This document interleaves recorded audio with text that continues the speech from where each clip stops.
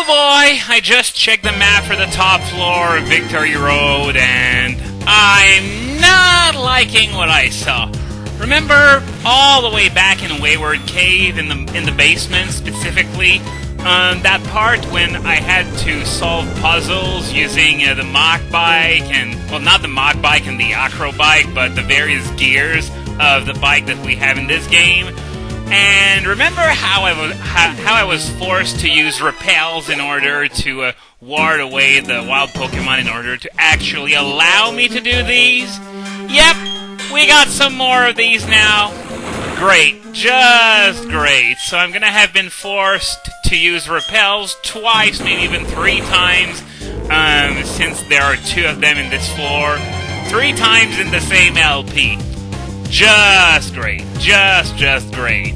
And I'm just gonna oust that goodbye there, just to mention that you can screw yourself out of the chance to even do this puzzle right before it starts. Oh, come on.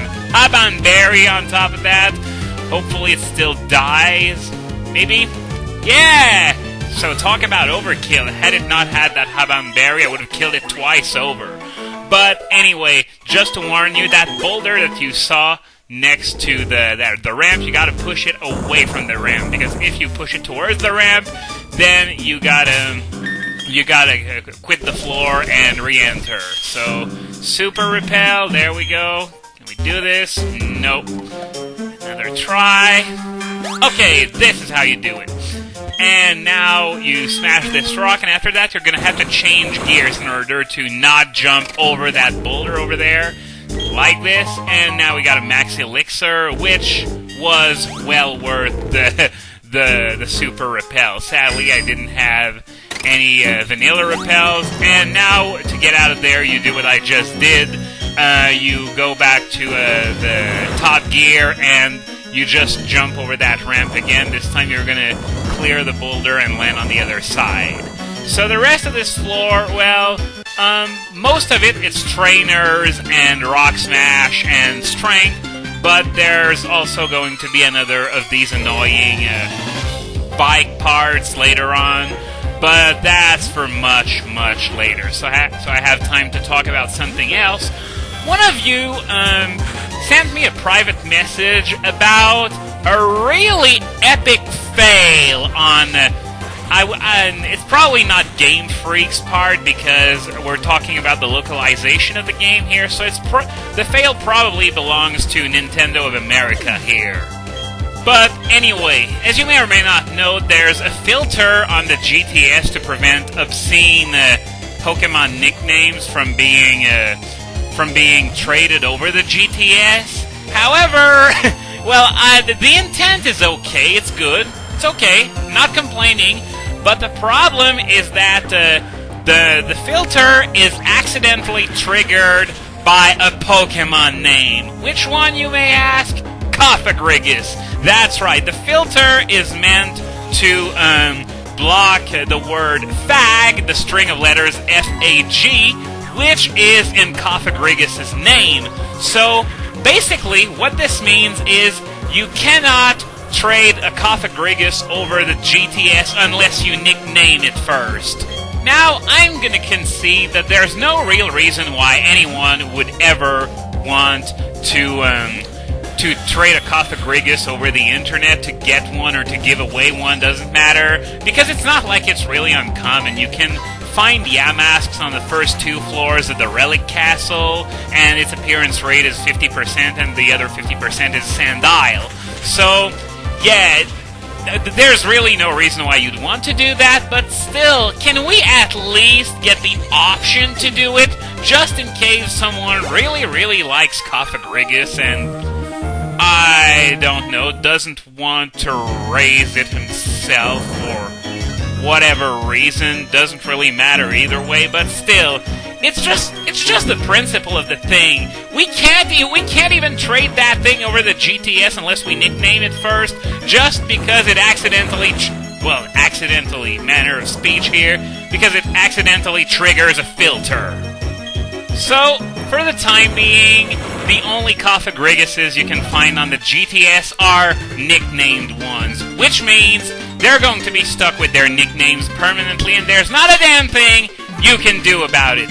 Yeah, you'd think that after all these years, they would think that it would be a good idea to let anyone change the nickname of any Pokemon, no matter who the original trainer is. But no, 15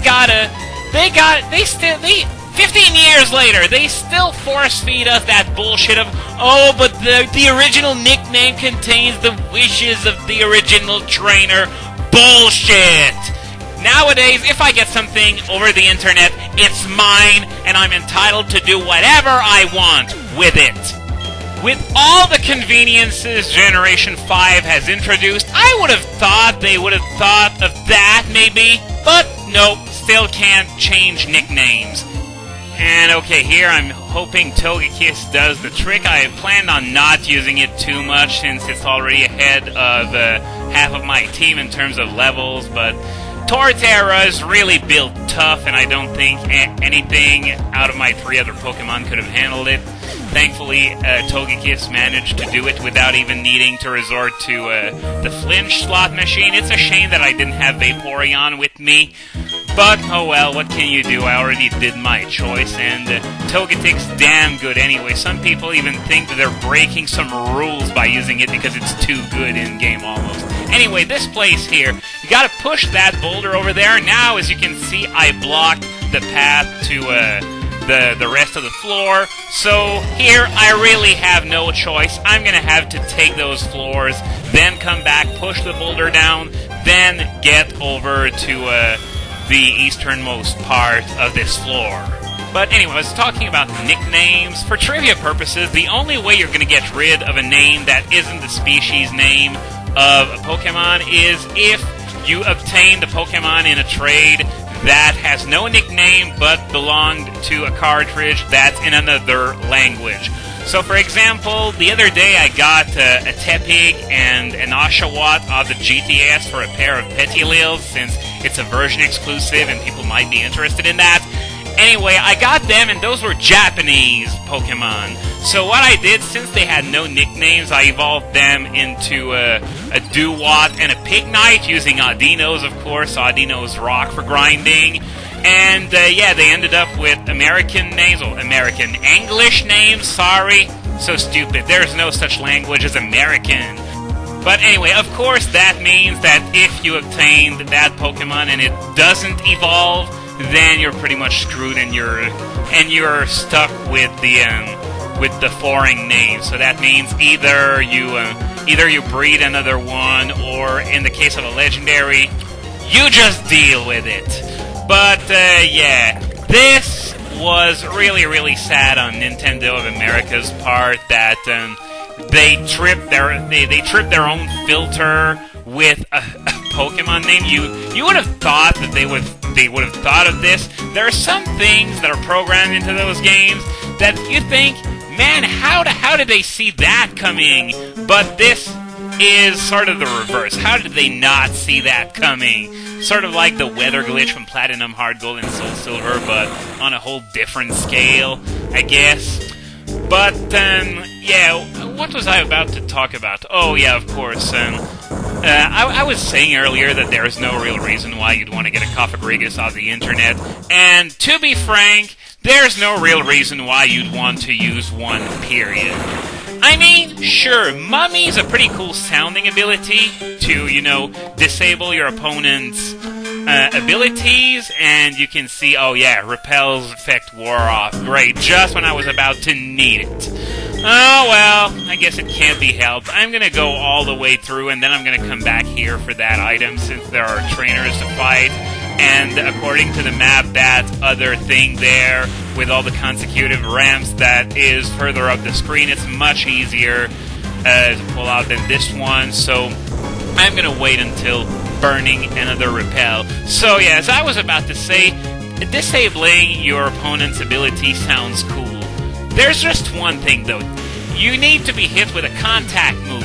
Cofagrigus is a ghost type, meaning it's immune to normal and fighting.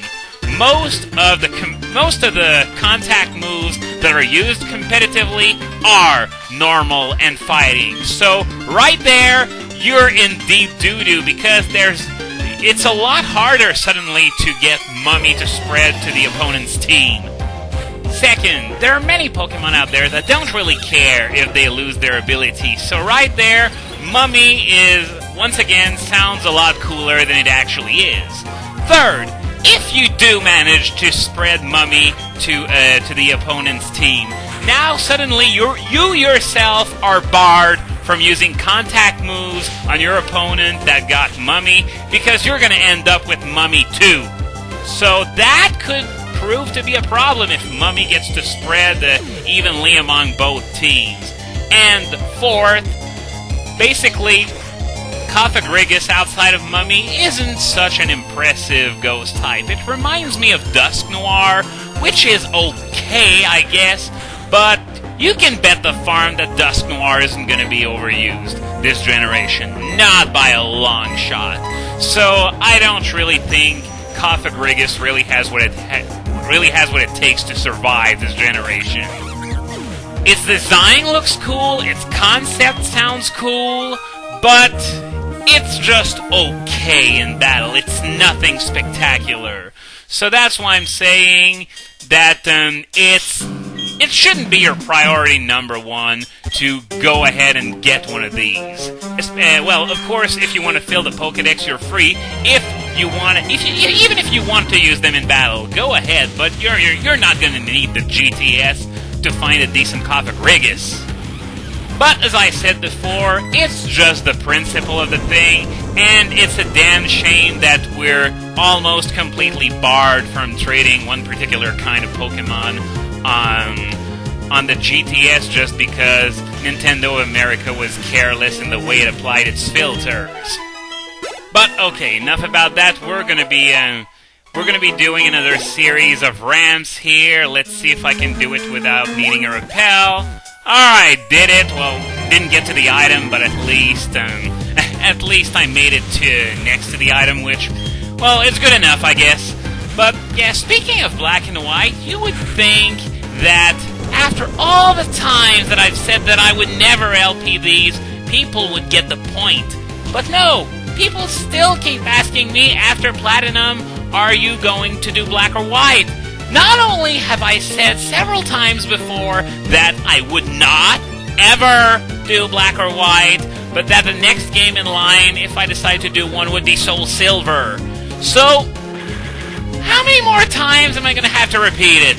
Hopefully this is the last, because if you have any questions, just take a look at the, oh wow, Stone Edge TM. Well, that's where you find it if you were interested, because Stone Edge is a damn good move. And, what was I saying? Yeah, if you have any questions, just look at the upcoming LP list. If it's not there, it's not planned. Period. Of course, there's probably going to be something beyond Platinum, and it's probably going to be Soul Silver, and I'm probably going to decide whether or not I'm going to go forward with it at some point in the next few weeks, since there isn't that much of the game left to do. Even though the post-game is pretty big, as I said. So, yeah. Not doing black and white. I'm going to be holding out for the deluxe version, since, well, deluxe versions are pretty much what I always LP, with the exception of yellow, which I LP'd red over. It was a matter of choice, because I just like red and blue better than yellow, because, you know, I can't stand the anime and anything that has to do with it, so by extension I don't really like yellow. That, and you can't even start with Bulbasaur. Alright, let's try this now. Can I do it? No! Okay, fine, game. Have it your way. I'm going to use another repel. 2 repels in the same video. That will probably never happen again.